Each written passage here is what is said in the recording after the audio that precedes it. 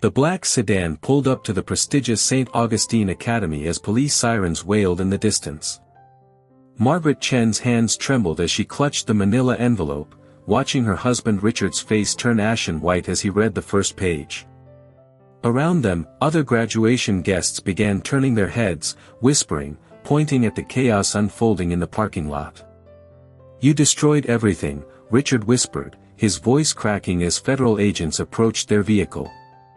The papers scattered in the wind, bank statements, photographs, legal documents, all evidence of a carefully orchestrated 15-year deception that was finally coming to light. Margaret looked him straight in the eye, her voice steady despite the tremor in her hands. "No, Richard. You did that all by yourself. You won't believe what happened when a devoted wife discovered her husband's darkest secrets and decided that graduation day would be the perfect moment for the most devastating revelation of his life." Margaret Chen had always believed in second chances. At 42, she carried herself with the quiet dignity of someone who had survived childhood poverty in San Francisco's Chinatown, working 3 jobs to put herself through nursing school. Her hands bore the calluses of hard work, and her eyes held the gentle exhaustion of someone who had spent 20 years caring for others in the intensive care unit at Presbyterian Hospital. She met Richard Blackwood at a hospital fundraiser 7 years ago, when he was still pretending to be the charming philanthropist who donated generously to medical causes. Richard, 51 and devastatingly handsome in that silver-haired, well-tailored way that came with generational wealth, had swept her off her feet with private jets and 5-star dinners. He had a laugh that filled rooms and a way of making everyone around him feel like they were the most important person in the world. "You're different from the others," he had told her on their 3rd date, as they walked through the moonlit gardens of his Nob Hill mansion. "You actually care about people." Margaret's weakness had always been her desperate need to be needed, to fix broken things, a trait that stemmed from watching her alcoholic father slowly destroy their family when she was 12. Her strength, however, was her uncanny ability to read people, to notice the smallest details that others missed, skills that had served her well in the ICU, where a barely perceptible change in a patient's breathing could mean the difference between life and death. Richard's world was one of marble floors and crystal chandeliers, of board meetings in glass towers and charity galas where champagne flowed like water. He owned 17 properties across 3 states, sat on the boards of 4 major corporations, and had enough political connections to make problems disappear with a single phone call. But beneath his charming exterior lurked something darker, a man who viewed people as possessions to be acquired and controlled, who had never heard the word no without finding a way to make it yes. Dar. Sarah Martinez, Margaret's closest friend and colleague at the hospital, had been the first to voice concerns. "There's something about him that doesn't add up," Sarah had said during one of their lunch breaks. "The way he talks about his business ventures is vague, and did you notice how he changes the subject whenever you ask specific questions?" Then there was Detective Mike O'Sullivan, a gruff Irish cop who had been bringing patients to their ER for 15 years. O'Sullivan had grown protective of Margaret after she had saved his partner's life during a shooting 3 years earlier. "I've seen his type before," O'Sullivan had warned her. "All charm on the surface, all control underneath. Watch yourself, Maggie." Margaret had dismissed their concerns as jealousy or overprotectiveness, choosing instead to focus on the fairy tale Richard was offering her and her teenage son Danny from her previous marriage. Richard had embraced Danny immediately, paying for private school, tennis lessons, and college prep courses. He seemed genuinely invested in giving them both the life they had never imagined possible. The mansion smelled of expensive leather and fresh orchids, with soft jazz playing from hidden speakers and the gentle hum of the climate control system maintaining perfect temperature year-round. Margaret had felt like an imposter at first, afraid to touch the priceless art or sit on furniture that cost more than her annual salary. But Richard had been patient, teaching her about wine, taking her shopping for designer clothes, introducing her to his world of privilege and power. 3 years earlier, Margaret had been working a double shift when Richard first walked into the ICU. He wasn't there as a patient but as a visitor, checking on one of his employees who had suffered a heart attack. Margaret had been struck by how he knew not just the man's name, but the names of his wife and children, asking detailed questions about their well-being. "Mr. Peterson has been with our company for 12 years, Richard had explained to Margaret as she checked the patient's vitals. "He's not just an employee, he's family. We take care of family." Margaret had watched Richard spend 2 hours at Peterson's bedside, holding the man's hand, reassuring his terrified wife, even arranging for their children to be picked up from school. It was this compassion, this apparent depth of caring, that had first drawn her to him. "You didn't have to do all that," Margaret had told him as he prepared to leave. "Of course I did," Richard had replied, his blue eyes twinkling. "That's what decent people do for each other. Would you maybe like to get coffee sometime and talk about it?"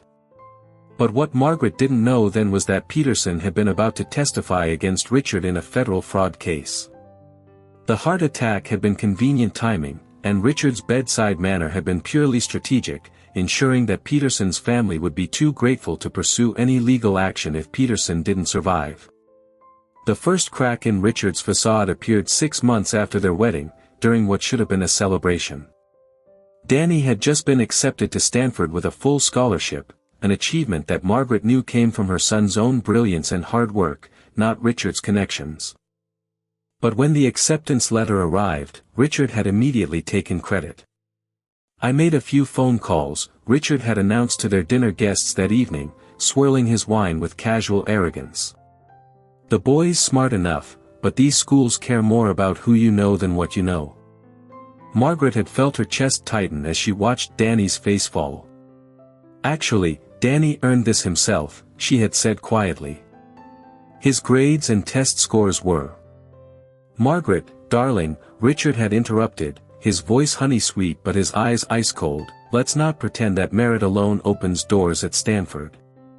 Danny's lucky to have someone who understands how the real world works." The dinner guests, all Richard's friends from the country club, had laughed appreciatively, while Danny had excused himself and disappeared upstairs. Margaret had followed him later, finding her son staring out his bedroom window. "I know you earned this," she had whispered, wrapping her arms around him. "Don't let anyone take that away from you." "Why did you marry him, Mom?" Danny had asked, his voice barely audible. "He's not like us." Margaret hadn't had an answer then. Now, 3 years later, she realized that Danny had seen through Richard's mask long before she had. The humiliations had started small and grown progressively worse. Richard had a talent for making his cruelty look like caring in front of others. At charity events, he would introduce Margaret as, "my beautiful nurse wife," always emphasizing her profession in a way that made it clear she was the help who had married above her station. "Margaret used to work such long hours before we met," he would tell people, his hand possessively gripping her waist. "I've helped her understand that a woman needs balance in her life. She's much happier now that she can focus on being a wife." The truth was that Richard had systematically isolated her from her career. First, he had suggested that she didn't need to work so many overtime shifts now that they were financially secure. Then he had pointed out that her schedule was conflicting with important social events. Finally, he had convinced the hospital administration, through a generous donation, that Margaret would benefit from a less stressful position in pediatrics. What would you do in this situation? Tell us in the comments below. Margaret's friend Sarah had tried to warn her during one of their increasingly rare coffee meetings. "He's controlling you, Maggie. Can't you see it? You used to be this firecracker who ran the ICU like a general, and now you're asking permission to have lunch with me." "He's not controlling," Margaret had protested. "He's protective." "There's a difference." "Is there?" Sarah had challenged. "When's the last time you made a decision without checking with him first?"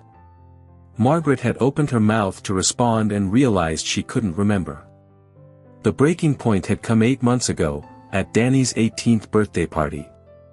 Richard had spared no expense, renting out the ballroom at the Four Seasons, hiring a celebrity DJ, and inviting half of San Francisco's elite.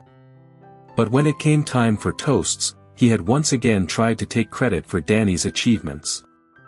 "When I first met this young man," Richard had announced to the crowd, "I saw potential that needed guidance. I'm proud to say that under my mentorship, Daniel has grown into the fine young man you see before you." Margaret had watched her son's jaw clench, had seen the hurt and anger flash across his face. Danny had worked 2 part-time jobs throughout high school, maintained a 4.0 GPA, and volunteered at 3 different charities. He had done it all while Richard was either traveling for business or locked away in his home office on mysterious phone calls. "Actually," Danny had said, stepping up to the microphone, his voice carrying clearly through the ballroom, "I'd like to thank my mom, who worked double shifts for 18 years to make sure I had everything I needed. She's the one who taught me that hard work and integrity matter more than connections and money." The room had fallen silent. Margaret had felt tears spring to her eyes, pride and love for her son overwhelming her. But Richard's face had turned dark with rage. Later that night, after the guests had gone home, Richard had cornered Margaret in their bedroom. "Your son humiliated me tonight," he had said, his voice dangerously quiet. "Danny was just being honest," Margaret had replied, trying to keep her voice steady. "Honest?" Richard had laughed, a sound devoid of humor. "Let me tell you about honesty, Margaret. Your precious son wouldn't be going to Stanford if I hadn't made it happen. That scholarship? I arranged it. His volunteer work? I made sure the right people noticed.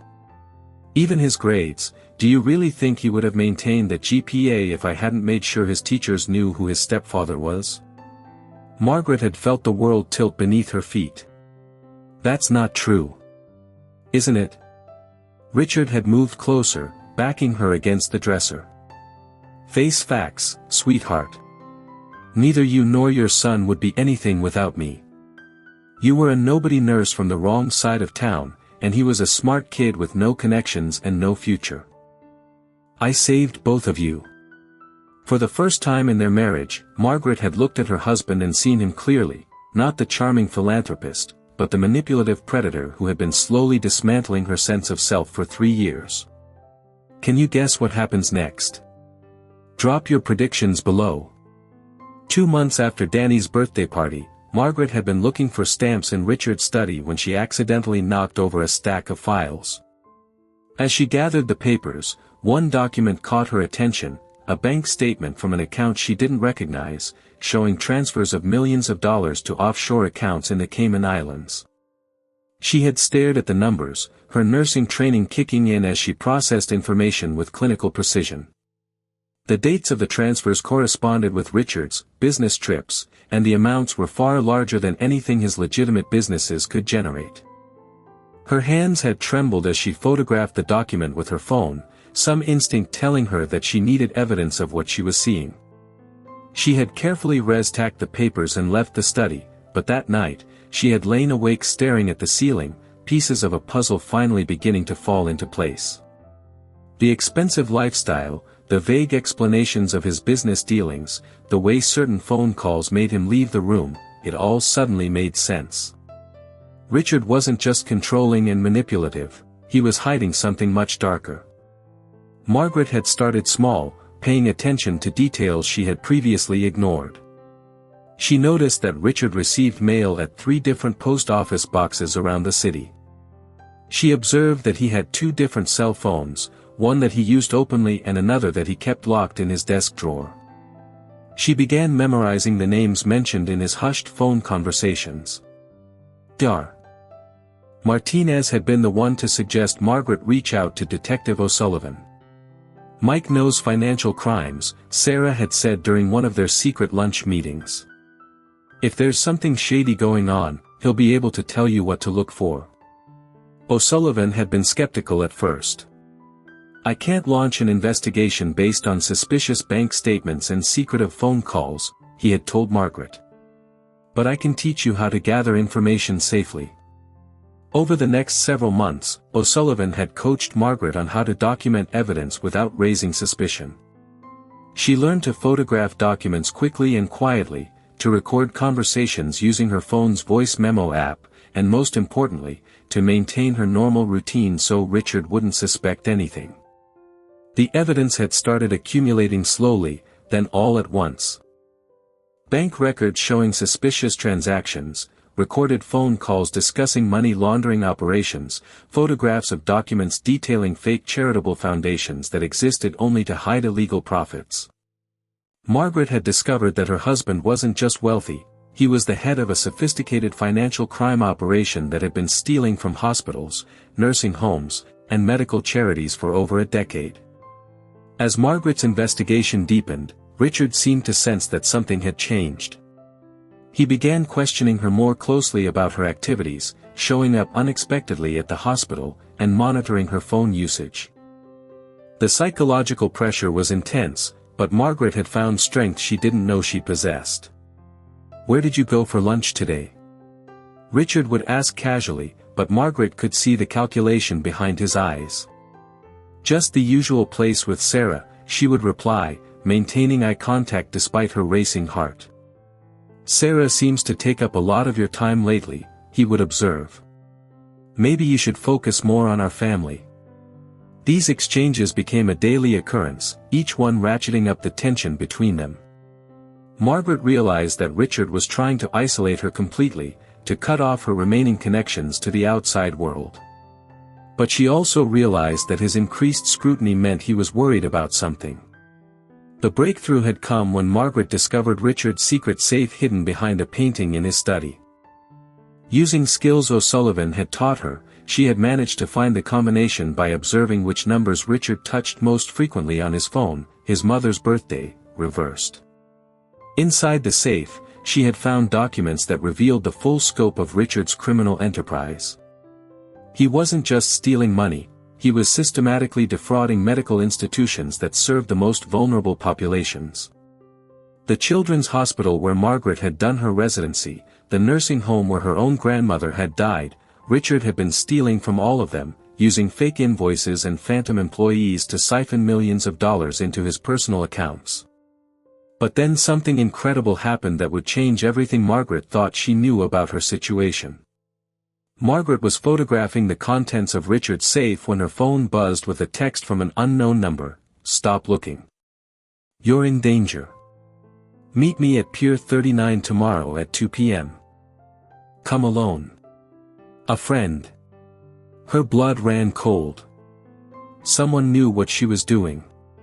Someone was watching. Margaret's first instinct was to run, to pack up Danny and disappear before Richard discovered what she had been doing. But as she stared at the message, another possibility occurred to her: maybe she wasn't as alone in this as she had thought. The next day, Margaret made an excuse about visiting her elderly neighbor and drove to the pier, her heart pounding with every step toward the designated meeting spot. She expected to find a stranger, perhaps one of Richard's associates sent to threaten her. Instead, she found Eleanor Blackwood, Richard's 73-year-old mother, sitting on a bench feeding seagulls with trembling hands. "Eleanor?" Margaret approached cautiously. "Did you send me that text?" The older woman looked up, her eyes red-rimmed with tears. "I've been waiting 30 years for someone to stop him," Eleanor whispered. "I just never imagined it would be you." Eleanor Blackwood was nothing like Margaret had expected. Despite her age and frail appearance, she possessed a sharp intelligence and a steely determination that reminded Margaret of the older nurses who had trained her during her early years in the hospital. Eleanor had been watching Richard's criminal activities for decades, documenting everything but feeling powerless to stop him as a single elderly woman with no legal training. "He started small," Eleanor explained as they walked along the pier, speaking in hushed tones despite the noise of tourists around them. Inflating invoices for his father's construction company, skimming from charity events. But after Harold died and Richard inherited everything, the schemes got bigger and more sophisticated. Eleanor reached into her oversized purse and pulled out a thick manila folder. "I've been keeping records for 15 years, ever since I realized what kind of man my son had become. Bank records, photographs, recorded conversations, everything you've been looking for and more." Margaret opened the folder with shaking hands and gasped. Eleanor's evidence was far more comprehensive than anything Margaret had managed to gather. There were detailed financial records showing the flow of money from medical charities into offshore accounts, photographs of forged documents, and most damning of all, audio recordings of Richard discussing his criminal activities with associates. "Why didn't you turn him in yourself?"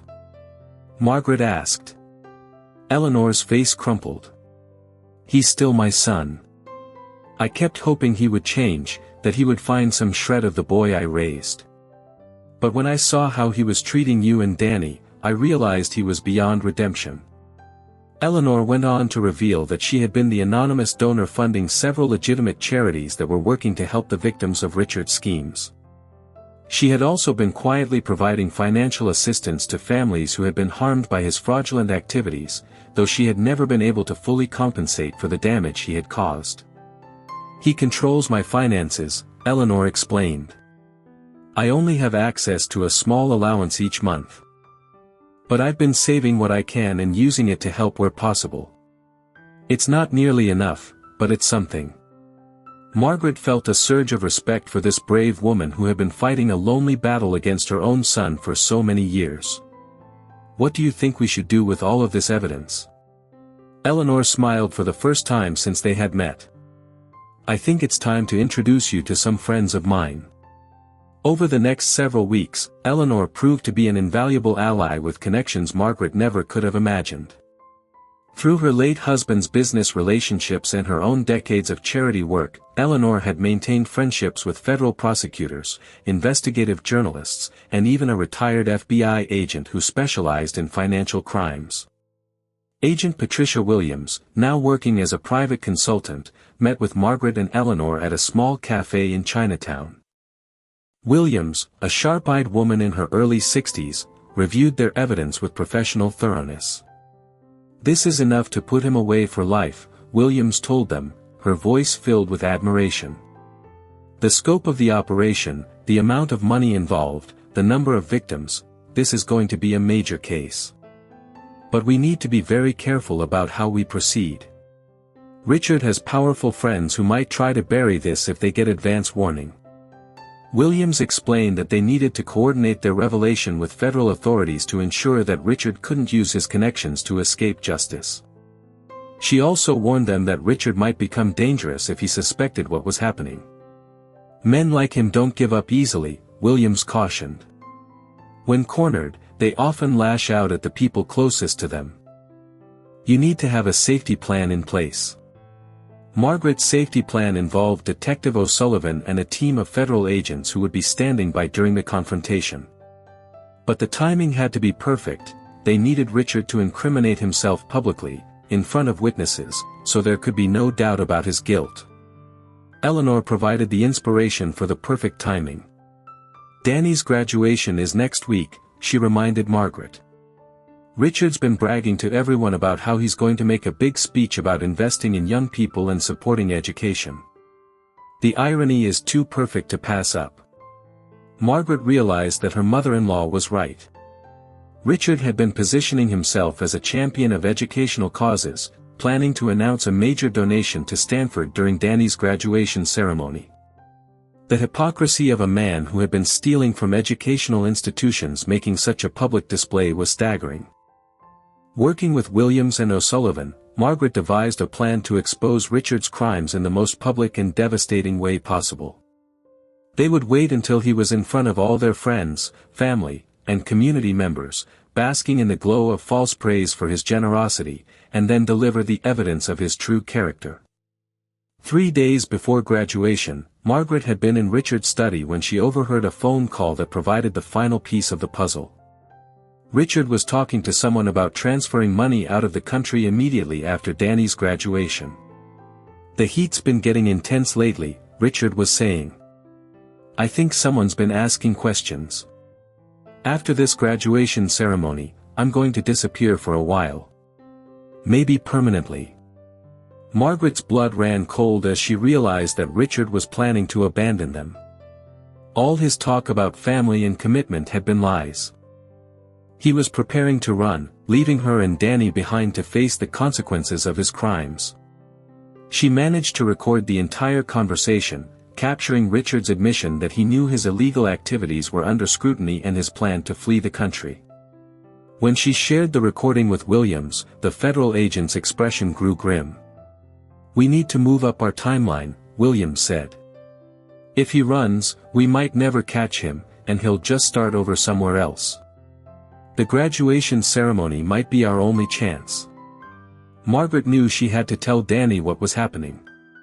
She had been protecting her son from the truth about Richard, but with everything coming to a head, he needed to be prepared for what was about to unfold. Danny's reaction surprised her. Instead of shock or fear, he showed a maturity beyond his years. "I always knew something was wrong with him, Mom," he said quietly. "The way he treated you, the way he tried to control everything, that's not how people act when they actually care about you." Danny insisted on being part of the plan. "He's been taking credit for my accomplishments for years," he said. "It's time for me to return the favor." Margaret initially resisted, wanting to protect her son from the potential fallout. But Danny was 18 now, legally an adult, and he had as much right as anyone to see justice served. More importantly, his participation would make Richard's humiliation complete. The night before graduation, Margaret sat in her bedroom reviewing all the evidence one final time. She had bank records, audio recordings, photographs of forged documents, and signed statements from Eleanor and other witnesses. Most importantly, she had the moral certainty that what she was about to do was right. Richard slept peacefully beside her, completely unaware that his world was about to collapse. Margaret looked at him, this man who had promised to love and protect her, who had instead spent 3 years systematically destroying her sense of self-worth, and felt nothing but pity. She thought about all the people he had hurt, the children who had been denied medical care because he had stolen from their hospitals, the elderly residents who had suffered in understaffed nursing homes because he had diverted their funding, the countless families who had trusted their loved ones to institutions that Richard had been systematically robbing.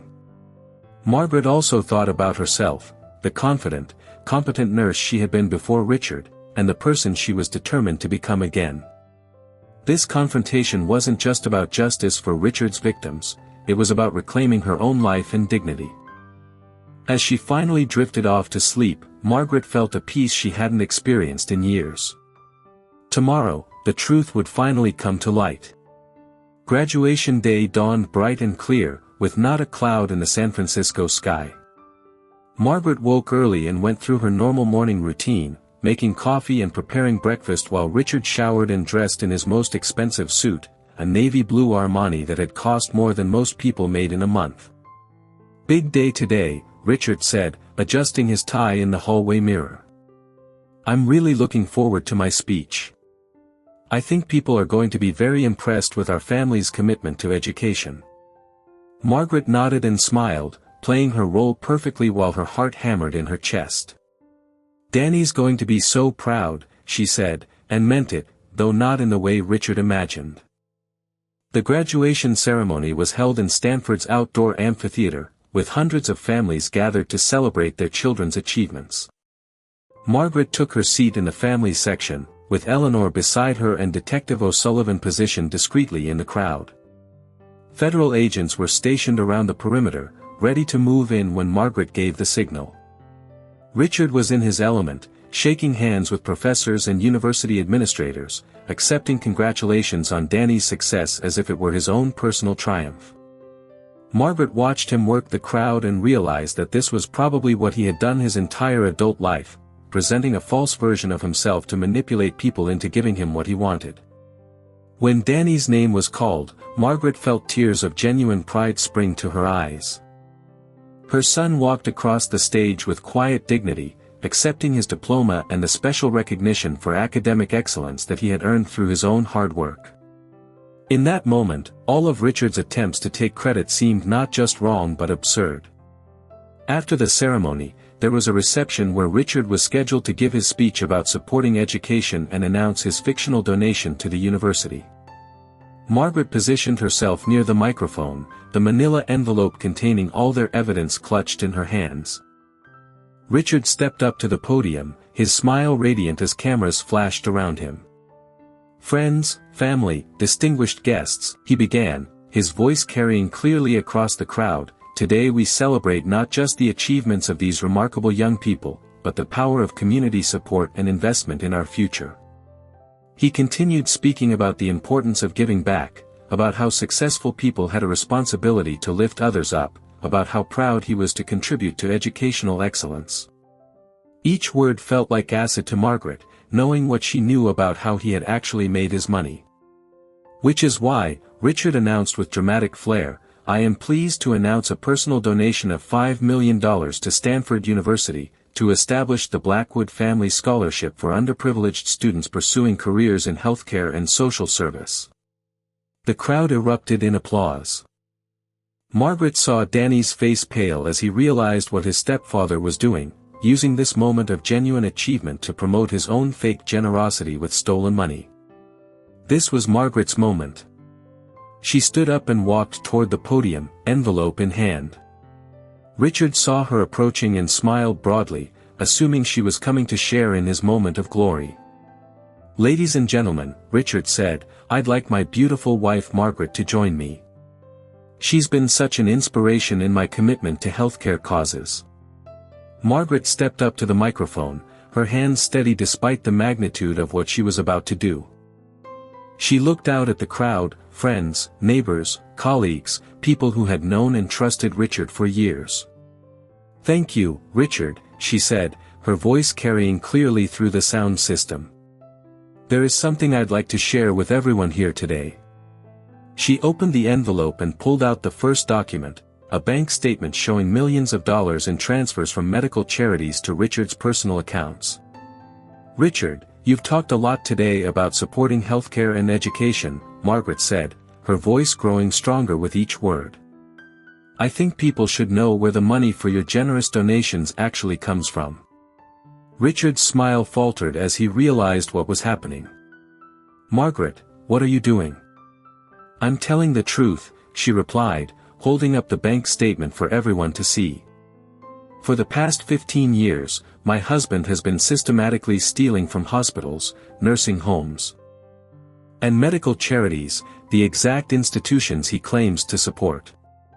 A murmur of confusion and shock rippled through the crowd.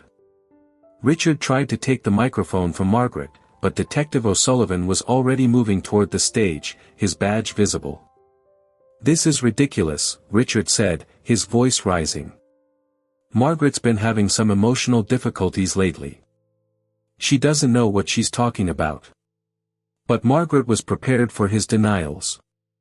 She pulled out the audio recording device and played the conversation she had captured 3 days earlier. Richard's voice echoed through the sound system, clear and unmistakable. "The heat's been getting intense lately. I think someone's been asking questions. After this graduation ceremony, I'm going to disappear for a while. Maybe permanently." The crowd fell silent, the weight of what they were hearing sinking in. On stage, Richard's face had gone from confident to panicked in a matter of seconds. "You were planning to run," Margaret said, her voice steady and clear. "You were going to abandon your family and leave us to deal with the consequences of your crimes." Eleanor Blackwood stood up in the audience, her voice carrying despite her age. "She's telling the truth," she called out. "I've been watching my son steal from charities for years, hoping he would change. He never did." Richard's facade finally cracked completely. "You have no idea what you're doing," he snarled at Margaret, all pretense of charm gone. "You're nothing without me. You were a nobody when I found you, and you'll be nothing when I'm gone." But Margaret wasn't the same vulnerable woman who had married Richard 3 years ago. Standing at that podium, with the truth finally revealed and justice within reach, she found her voice in a way she never had before. "You're wrong, Richard," she said firmly. "I was never nothing.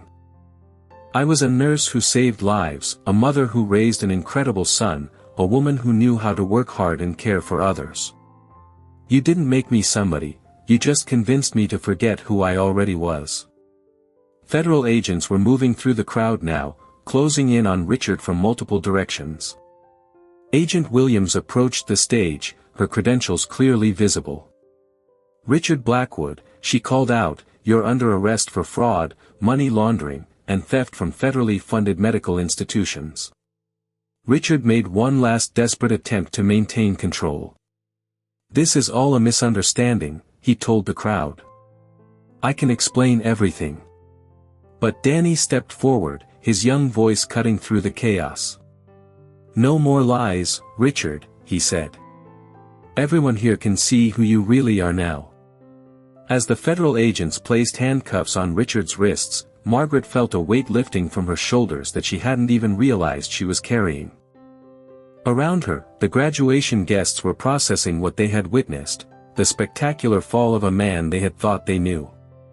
Dr. Sarah Martinez pushed through the crowd to reach Margaret, wrapping her friend in a fierce hug. "I'm so proud of you," she whispered. "I knew you'd find your strength again." Detective O'Sullivan approached the podium, his expression one of professional satisfaction mixed with personal pride. "Ma'am, we're going to need you to come with us to give a full statement, but I wanted you to know, what you did here took real courage." Richard was led away in handcuffs, his expensive suit and carefully styled hair unable to disguise the reality of what he had become. As he passed Margaret, he tried one final manipulation: "You'll regret this. Without me, you're nothing." Margaret looked him in the eye one last time. "With you, I was nothing. Without you, I can be myself again." In the days that followed, the full scope of Richard's crimes became public knowledge. Federal investigators revealed that he had stolen over $40 million from medical institutions across 3 states, money that was supposed to provide healthcare for children, elderly patients, and other vulnerable populations. The story made national news, with Margaret being hailed as a hero for her courage in exposing such a large-scale fraud. But she deflected the praise, consistently pointing out that she had been helped by many people, especially Eleanor, who had been fighting this battle alone for years. Eleanor Blackwood became an unexpected ally and friend. Despite the pain of seeing her son revealed as a criminal, she threw herself into the work of making amends for his crimes. She liquidated her assets and established a legitimate charitable foundation to help compensate Richard's victims. "I can't undo the damage he caused," Eleanor told Margaret during one of their many conversations, "but I can spend whatever time I have left trying to help the people he hurt." Danny's reaction to everything was perhaps the most gratifying for Margaret. Rather than being traumatized by the experience, her son seemed to grow stronger and more confident. He had seen his mother stand up to a powerful man and win, and it had taught him lessons about courage and integrity that no classroom could provide. "I always knew you were strong, Mom," he told her one evening as they sat in their temporary apartment. They had moved out of Richard's mansion immediately after his arrest. "But I don't think I really understood how strong until I saw you up there on that stage." The legal proceedings moved quickly once federal prosecutors saw the evidence Margaret and Eleanor had compiled. Richard attempted to plea bargain, but the scope of his crimes and the number of victims made any deal impossible. He was ultimately sentenced to 25 years in federal prison, with no possibility of parole for 15 years.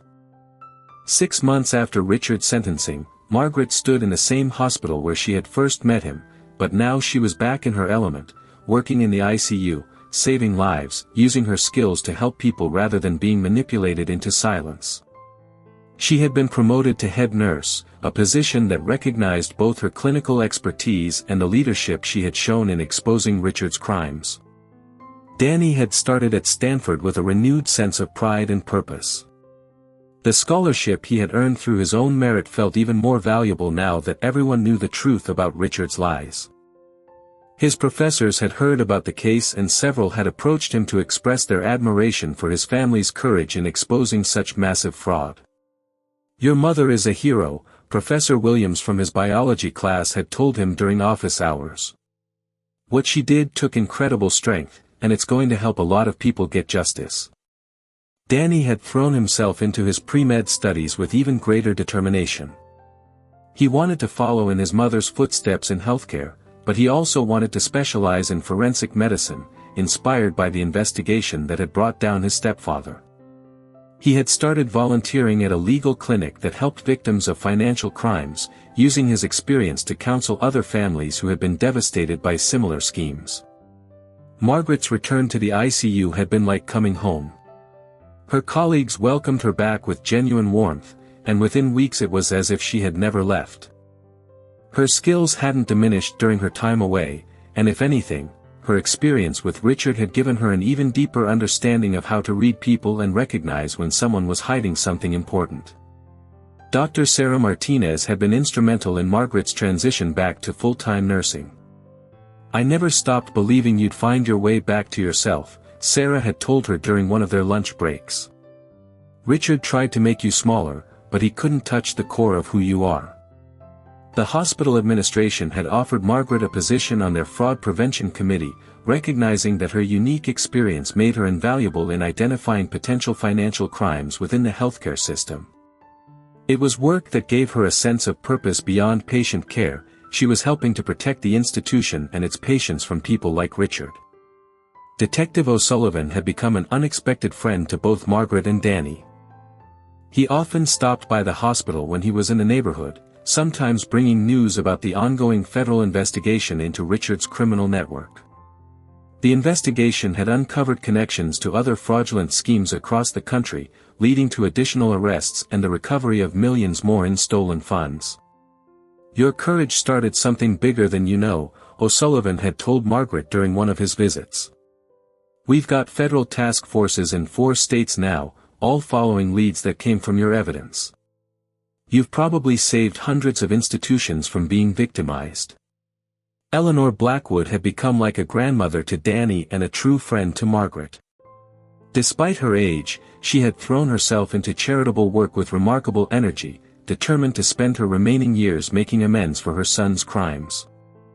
The Blackwood Victim Recovery Foundation, which she had established with her personal assets, had already distributed over $10 million to hospitals, nursing homes, and medical charities that Richard had defrauded.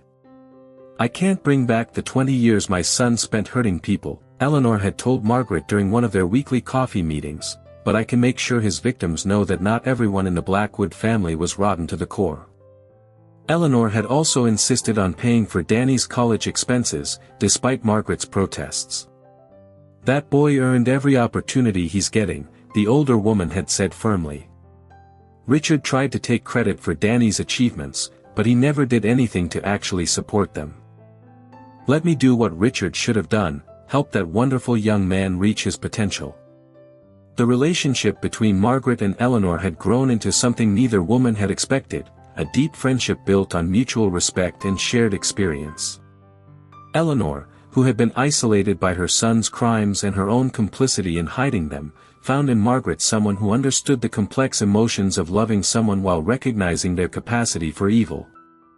Margaret, meanwhile, discovered in Eleanor the mother figure she had lost when her own mother died during her nursing school years. Eleanor's wisdom, gained through decades of difficult experience, helped Margaret navigate the emotional aftermath of her marriage's collapse and her dramatic return to independence. The legal proceedings against Richard had concluded with a sense of complete justice. Federal prosecutors had been able to use Margaret and Eleanor's evidence to secure convictions not just against Richard, but against several of his associates who had helped facilitate the fraud. The investigation had also led to the recovery of over $30 million in stolen funds, money that was being distributed back to the victimized institutions. Richard's expensive lawyers had tried every possible defense, but the evidence was too overwhelming and too well documented. His final attempt had been to claim that he was the victim of manipulation by his associates, but recorded conversations clearly showed him as the mastermind of the operation. During the sentencing hearing, Margaret had been given the opportunity to make a victim impact statement. She had prepared extensively for the moment, wanting to speak not just for herself and Danny, but for all the people who had been harmed by Richard's crimes. "Your Honor," she had said, standing at the podium with the same confidence she had shown at Danny's graduation, "Richard Blackwood tried to convince me that I was nothing without him. He tried to make me believe that my accomplishments were meaningless, that my son's achievements were only possible because of his connections, that my career was just a hobby that he had graciously allowed me to pursue. But the truth is exactly the opposite. Richard was nothing without the money he stole from vulnerable people. He was nothing without the fake reputation he built by taking credit for other people's work. He was nothing without the fear and manipulation he used to control the people around him. I want the court to know that his victims are not nothing. We are nurses and doctors and teachers and social workers. We are people who dedicate our lives to helping others. We are families who trusted institutions that Richard violated.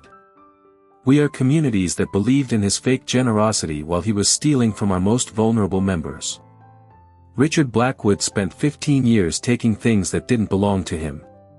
Today, justice takes from him the only thing that was ever truly his freedom. The judge had commended Margaret for her courage and had imposed the maximum sentence allowed under federal guidelines. Richard would spend the next 25 years in prison, and even after his release, he would be permanently banned from working in any capacity with financial institutions or charitable organizations. 6 months after Richard's sentencing, Margaret received a letter that would bring the story full circle. It was from the current director of the Children's Hospital where she had done her residency 20 years earlier, one of the institutions that Richard had defrauded. The letter informed her that the hospital was establishing the Margaret Chen Blackwood Foundation for Healthcare Integrity, funded by the recovered money from Richard's crimes. The foundation would provide scholarships for nursing students from underprivileged backgrounds and support programs to prevent fraud in medical institutions. We want to honor not just your courage in exposing these crimes, the director had written, but your lifelong commitment to caring for others and protecting the integrity of our profession. Margaret had cried when she read the letter, overwhelmed by the idea that something so positive could emerge from such a dark period of her life. The foundation would ensure that Richard's crimes would ultimately result in more opportunities for people to enter healthcare careers and better protections for vulnerable patients. Danny's response to the news had been characteristically thoughtful. "Mom, do you realize what this means?" he had asked. "Richard spent years trying to take credit for things he didn't do, and now your actual achievements are being recognized in a way that will help people for generations. It's like the universe corrected itself." Eleanor had insisted on being present when Margaret toured the foundation's offices for the first time. The older woman, now 84 but still sharp and determined, had brought a large bouquet of orchids, the same flowers that had always filled Richard's mansion, but now representing something completely different. "These aren't about him anymore," Eleanor had said simply. "They're about new beginnings." The foundation's first class of scholarship recipients had been introduced to Margaret at a ceremony held in the same hospital where she now worked as head nurse. 12 young people from backgrounds similar to her own, immigrants, first-generation college students, people who had overcome significant obstacles to pursue careers in healthcare. Looking at their faces, Margaret saw herself 25 years earlier, determined, hopeful, and ready to dedicate their lives to helping others. But unlike her younger self, they would have support and mentorship to help them navigate their careers without falling victim to manipulative people who might try to diminish their accomplishments. One of the scholarship recipients, a young woman named Maria Santos, had approached Margaret after the ceremony. "Ms. Chen," she had said, using Margaret's maiden name which she had reclaimed after Richard's arrest, "I just wanted to thank you. Not just for the scholarship, but for showing people like us that we don't have to accept being treated as less than we are." Margaret had hugged the young woman, thinking about how different her own life might have been if she had had someone like herself as a role model during her early career. The foundation would ensure that future generations of healthcare workers would have those role models and support systems. As Margaret stood in her office at the hospital one evening, 18 months after that fateful graduation day, she reflected on how completely her life had transformed. The woman who had once been afraid to make a decision without checking with Richard first was now running a major ICU, overseeing a foundation, and serving as a consultant to federal agencies on healthcare fraud prevention. Danny, now in his second year at Stanford, had maintained his perfect academic record while also finding time for meaningful relationships and personal growth. He called his mother every Sunday, and their conversations were filled with his excitement about his studies, his volunteer work, and his plans for the future. The young man who had once watched his stepfather try to claim credit for his achievements now spoke with confidence about his own goals and ambitions. Eleanor, despite her advanced age, had thrown herself into her charitable work with the energy of someone half her age. She had become a sought-after speaker at conferences about charity fraud prevention, using her painful personal experience to help other organizations protect themselves from criminal schemes. Her courage in testifying against her own son had inspired other family members of white-collar criminals to come forward with evidence. The ripple effects of Margaret's courage had extended far beyond their personal lives. The federal task force that had grown out of Richard's case had recovered over $200 million in stolen funds and had prevented an estimated $1 billion in additional fraud. Hospitals, nursing homes, and medical charities across the country had implemented new oversight procedures based on the lessons learned from Richard's schemes. Dr. Sarah Martinez, who had been promoted to Chief of Emergency Medicine, often reminded Margaret of how proud she was of her friend's journey. "You know what I love most about this whole story?" Sarah had said during one of their recent conversations. "Richard thought he could make you disappear, make you small and forgettable. Instead, you became more yourself than you'd ever been before."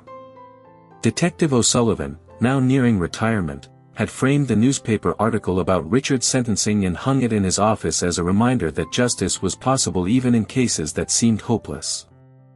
He had started teaching a course at the police academy about financial crimes, using Richard's case as the primary example of how ordinary citizens could help law enforcement expose sophisticated criminal operations. But perhaps the most meaningful change in Margaret's life was the quiet confidence she carried with herself every day. She no longer questioned her own judgment or second-guessed her instincts. She no longer felt the need to make herself smaller to accommodate someone else's ego. She had learned that true strength came not from never being vulnerable, but from refusing to let that vulnerability be used against her. The last time Margaret had seen Richard was during his sentencing hearing, when he had been led away in shackles to begin his 25-year prison sentence. He had looked at her one final time, and she had seen in his eyes the same manipulative calculation that had once made her doubt herself.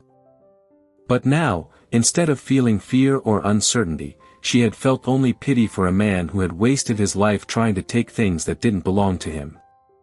As Margaret locked her office and prepared to leave the hospital that evening, she thought about the young woman she had been when she first started nursing, full of hope and determination to make a difference in the world.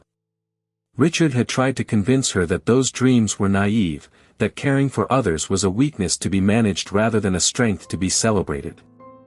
But standing in the ICU where she had saved countless lives, knowing that the foundation bearing her name would help future healthcare workers achieve their dreams, and having raised a son who embodied the values of integrity and compassion that she held dear, Margaret knew that her younger self had been right all along. The next morning, Margaret would wake up in her own apartment, modest but comfortable, filled with books and photos and mementos that reflected her actual interests rather than someone else's idea of sophistication. She would make her own coffee, read her own choice of newspaper, and prepare for another day of meaningful work that she had chosen for herself. Danny would call that evening to tell her about his latest research project and his plans for medical school applications. Eleanor would stop by the hospital during her weekly volunteer shift to share updates about the Foundation's latest scholarship recipients. Dr. Martinez would invite Margaret to join her for lunch to discuss a new fraud prevention initiative they were developing together. And Richard would wake up in a federal prison cell, beginning another day of the 25-year sentence that represented the true cost of his crimes. The man who had once controlled every aspect of Margaret's life now had no control over anything, while the woman he had tried to diminish had become stronger and more influential than he had ever been. Margaret smiled as she walked through the hospital corridors, greeting colleagues and checking on patients one final time before heading home. She had learned that justice wasn't always quick, and it wasn't always obvious, but it was always possible for those who were brave enough to fight for it. The story of Margaret Chen wasn't just about exposing a criminal or escaping an abusive marriage. It was about remembering who you are when someone tries to convince you that you're nobody. It was about finding the courage to stand up for what's right even when the cost seems too high. It was about discovering that true strength comes not from power over others, but from the willingness to use your abilities to help people who can't help themselves. And that's how justice was served, not with a single dramatic moment, but with the quiet determination of a woman who refused to let anyone make her smaller than she was meant to be. Sometimes the most powerful revenge is simply becoming the person you were always supposed to be, and helping others do the same. If this story of courage and redemption inspired you, make sure to subscribe for more incredible tales of justice prevailing over deception. Hit that like button if you believe that everyone has the strength within them to stand up to bullies and manipulators, no matter how powerful they seem. And remember, you're never too small to make a difference, and you're never too late to reclaim your own story.